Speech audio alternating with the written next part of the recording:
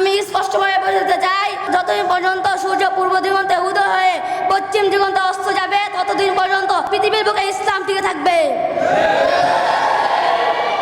সেদিন বেশি দূর নয়, আমেরিকার হোয়াইট হাউসের উপর ইসলামের পতাকা উড়বে। দিল্লির লালকেল্লা আবার মুসলমানরা শাসন করবে।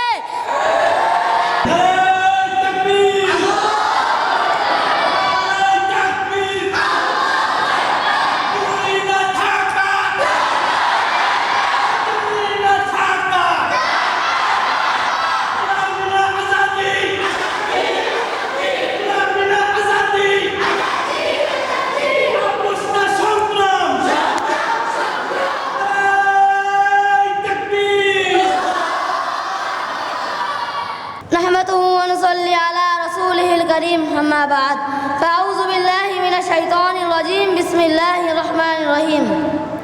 সম্মানিত সভাপতি ও বিজ্ঞ বিচারক মণ্ডলী, দূর দূরান্ত থেকে আগত ভবিষ্যৎ প্রজন্মের বীর মুজাহিদগণ, দাশিদিয়া নওয়াজ ইসলামী মাদ্রাসার কর্তৃক আয়োজিত সাপ্তাহিক বক্তৃতা সেমিনারে আপনাদের সবাইকে জানাই অন্তরের গভীর থেকে আন্তরিক শুভেচ্ছা ও মুবারকবাদ।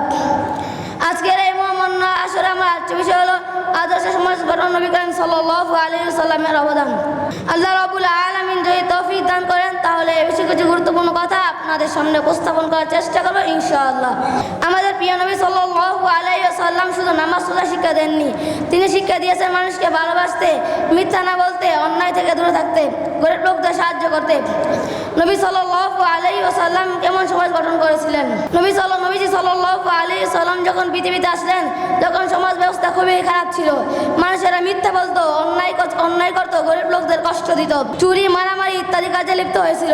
রাসূল সাল্লাল্লাহু আলাইহি ওয়াসাল্লাম সেই অশুভ জাতিকে এমন এক সমাজ ব্যবস্থা উপহার দিয়েছিল, সেটা শুধু আইনের সংকলনে নয়, জীবন্ত উদ্দেশ্য।